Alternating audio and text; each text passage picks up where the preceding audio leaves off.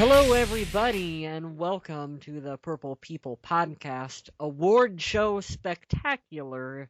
Woo! Woohoo! Awards. My name is Kyle West, and alongside me is Adam Carlson. How's That's me. Hello, everyone, and welcome to the show. As Kyle already told you, this is our award show. We are going to be giving away awards to Minnesota Vikings players and possibly coaches, maybe fans, maybe some ball boys. I don't know, because we haven't looked at each other's awards, Nope, but we have talked about our top three awards, and we're going to go through those because we agreed on them unanimously. unanimously, both of us, all of us, each and every one. But the first award is the MVP slash Offensive Player of the Year, and that one should be an obvious one, and it was for us. Adrian Peterson. It was an easy choice. He put the team on his back and ran him right into the playoffs. 2,000 plus yards rushing, and he's still healing his knee, and he's only going to get better. I can't wait to see what he does next year. All day, Adrian Peterson, 2,097 yards on 348 attempts, 12 touchdowns. That's the one number I would like to see him improve upon next year. Means get in the end zone more. And he had a 5.4 yards average on the ground. Who else other than AP would be the offensive MVP for this team? Great question. I don't know. Nobody, that's who. All right, on the defensive side of the ball, who do we have? Mr. Chad Greenway. He had 148 combined tackles, 50 assists, and 3 sacks on the season. It's true. He made the Pro Bowl. He'll continue his hard-nosed style next season with the Minnesota Vikings as he's under contract. In my opinion, he was the only really solid part of the linebacking core this year, and he ended up second in the NFL in tackles, so that shows you how important he is. And you're really seeing Chad step up and grow into the veteran on this team. He's a locker room leader, and he's someone that younger players can look up to. And he says a lot of really awesome off the cuff things to the media on occasion, which is really funny, and I like that. And plus, he's an Iowa Hawkeye, so go Hawks, go Chad Greenway. It's true, Greenway's caught a lot of guff in the past because of the contract he signed, and he has been earning it. Not the guff, the contract. But let's go ahead and talk about the special teams player of the year now, which we both decided would go to Blair Walsh. Mhm. Now, when this little guy was drafted, I don't think anyone expected him to perform up to the level he did. He set an NFL record with 50-yard field goals made and hit several game winners, most notably the one to beat the Green Bay Packers and get into the playoffs. Booyah! Yeah, Mr. Blair Walsh, the Blair Walsh Project has been outstanding all season. He was 35 for 38 on field goals. That's a 92.1% completion percentage.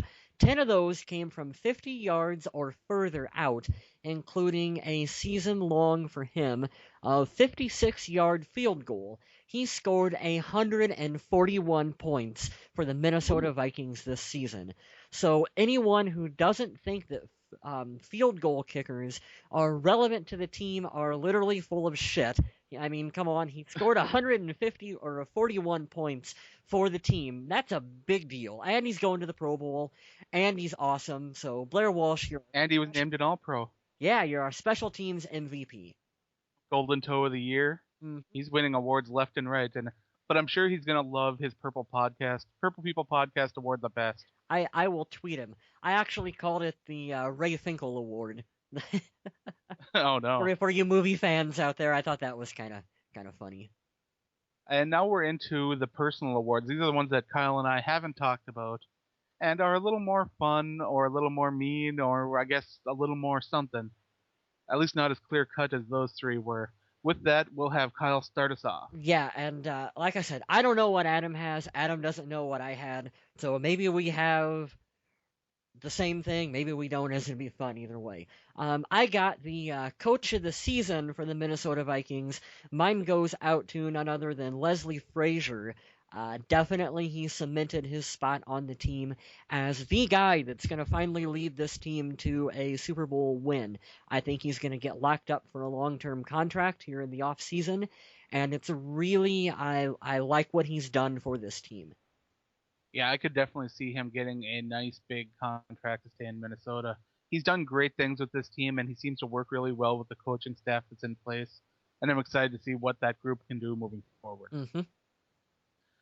Now, my award for biggest disappointment of the year goes to John Carlson. Now, Carlson only wins this award because his contract is significantly more than Jerome Simpson's. The often injured tight end failed to get involved in the offense and really hurt his chances of keeping his home in Minnesota.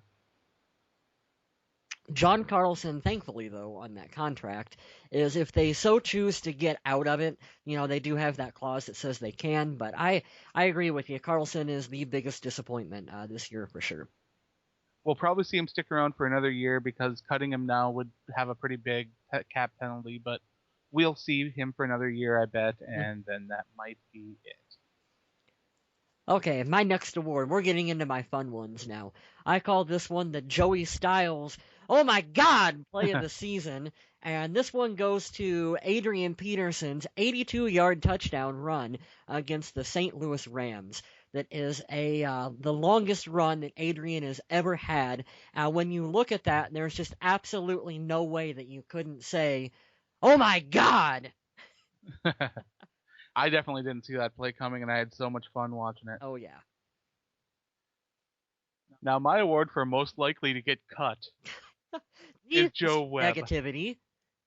Now, I'm surprised that Joe Webb wins this award because he's second on the depth chart at quarterback, but he was totally in over his head. He doesn't transition well to wide receiver.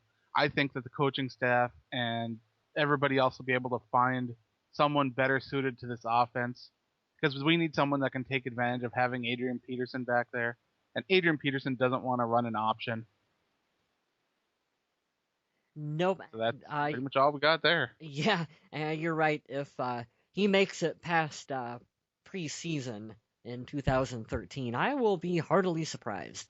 I'm going in the exact opposite direction for my next award. I call it the Vikings Courage Award, and this goes out to the player that I thought showed a lot of courage throughout the season. And could have went with Adrian, but we can't give every award to Adrian Peterson. No, that wouldn't be fair to the rest of the team. No, so I went with Everson Griffin.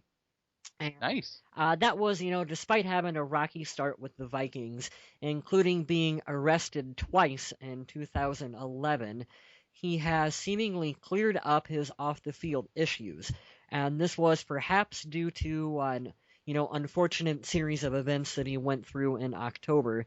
That was where his mother passed away, and the Vikings gave him, they told him take off as much time as you need, to go through the healing process.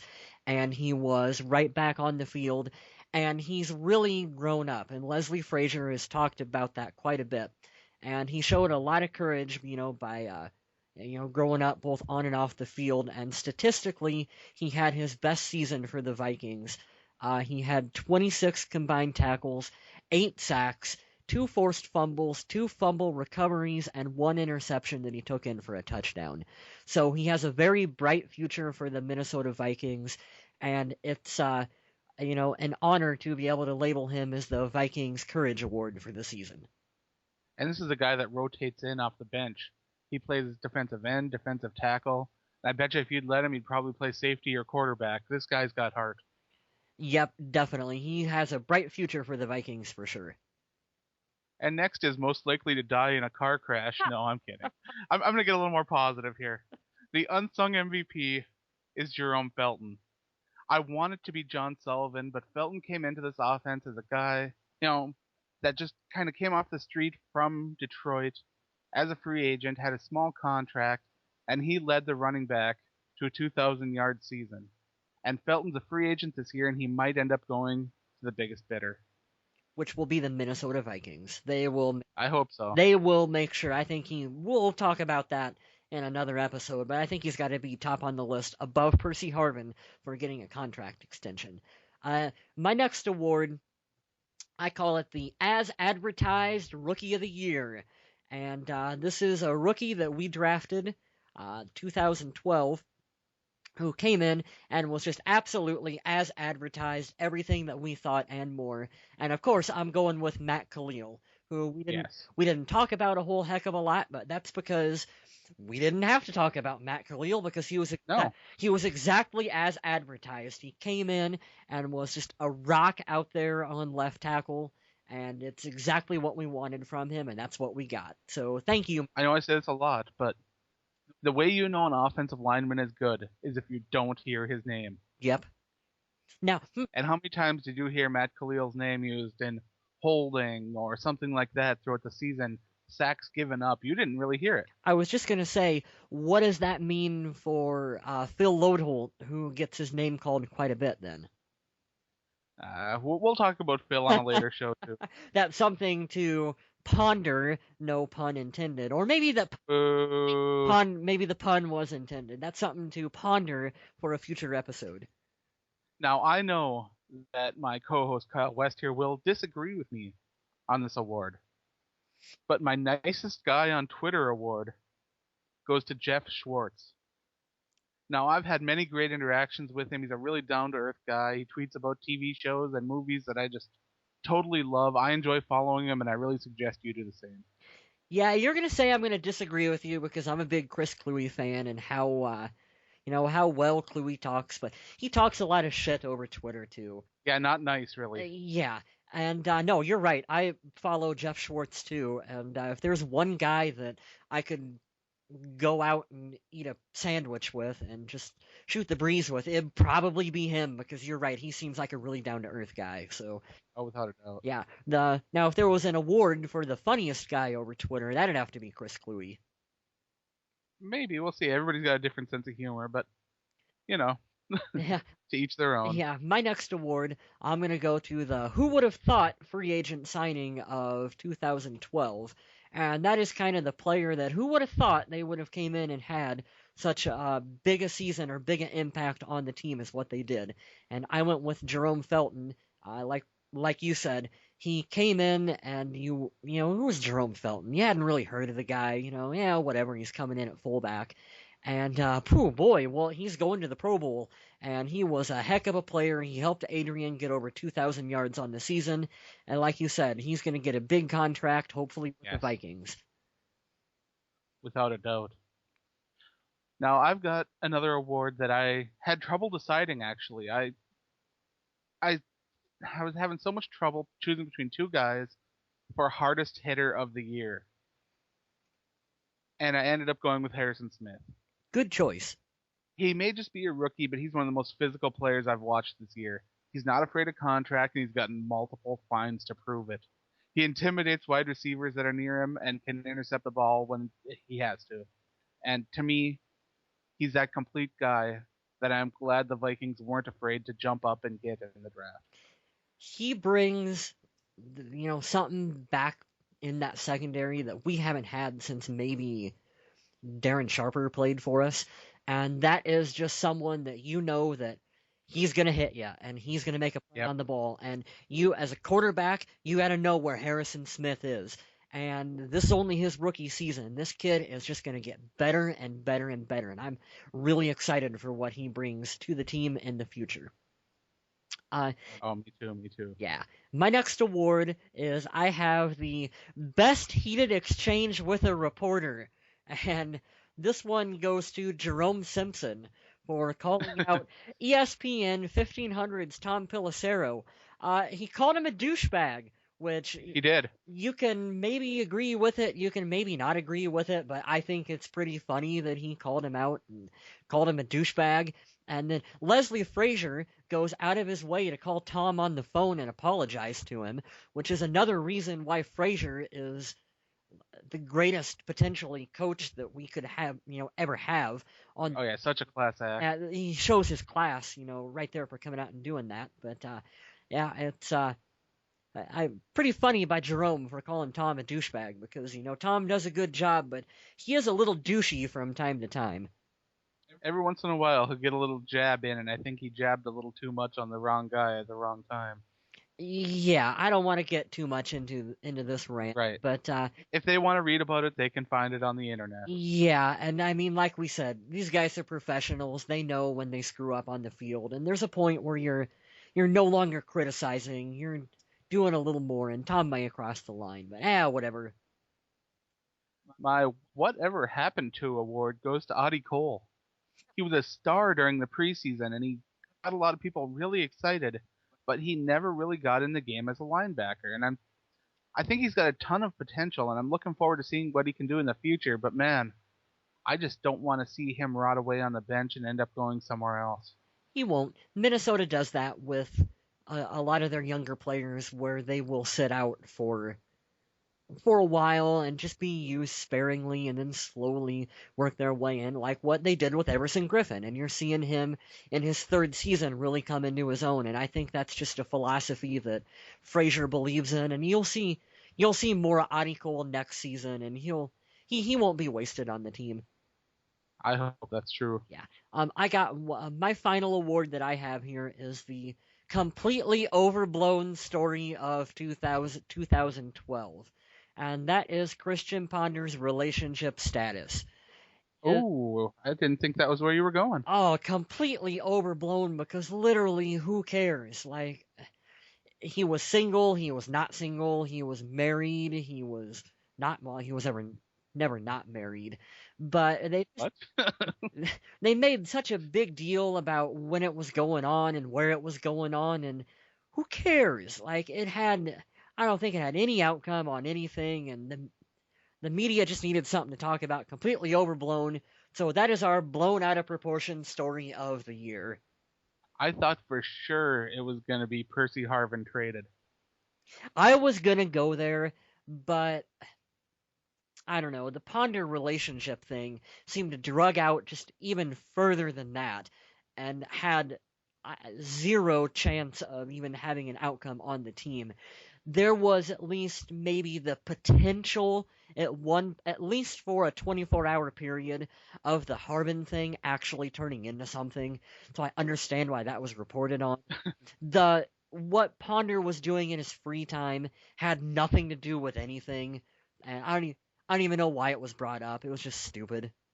Yeah, it was silly. Yeah, so that's why. I'm going to give away one final award, Oh, okay. and it is going to be Purple People Podcast Host of the Year, and it goes to Mr. Kyle West. Congratulations. Oh, gee, thanks. Do I win by default because I'm the only other one on the show than you? No, I'd have given the award to myself if I thought I deserved it. well, Trust me, I'm that guy. well, thanks, Adam. I wasn't expecting an award from this. I'm getting teary. You didn't have a speech prepared? Yeah, I wasn't prepared. Do I get an actual award in the mail? Are you accepting via satellite? Yeah, I'm accepting via satellite. Aw. This is the part where Owen Hart comes out and steals my award from me, right? Oh no. But that's all I have for this week. Yeah, that's all I have too. You want to remind everyone what we've got in the next coming weeks for us? Now, throughout the next couple weeks, we're going to be taking a look at the team, breaking it down by position, by players at each position. Next week, we're going to be breaking down the quarterbacks, which, as you all know, Christian Ponder, Joe Webb, MBT, and maybe some question marks. Who knows? Yeah, and So like I said, keep tuned in because we are going to be going down the list of almost everybody, maybe everybody, on the Viking squad, talking about their role with the team, their future with the team. And I'm going to be blunt and honest, and I'm assuming Kyle West is going to be overly nice. because that's just how we roll. I just wanted to remind everyone really quickly to check us out on Twitter at Yes. Purple People Pod, and to follow us on Facebook.com/Purple People Podcast, because we're going to be posting some stuff about about the draft and any kind of news that's going to be coming up, and we'll be doing some draft coverage here for the future too. I don't think we've quite decided how we're going to be doing that yet, but definitely look forward to us talking about players that potentially the Vikings are going to draft. Well, we're thinking it's a little too early to be diving in deep into the draft talk, so that's why we're going to be breaking down some of the players until we get closer to the draft. Mm-hmm. So you guys can actually know the players and some of the names that may go in places and who they are and what they do. I know our fans. It's weird to say our fans. I'm just a guy, but it's weird. Our fans are pretty knowledgeable, so we may have every once in a while a guest on. I have a friend Andrew O'Donnell who may be making an appearance Yeah, and talking about the guys that he likes in the draft because he is a very smart guy.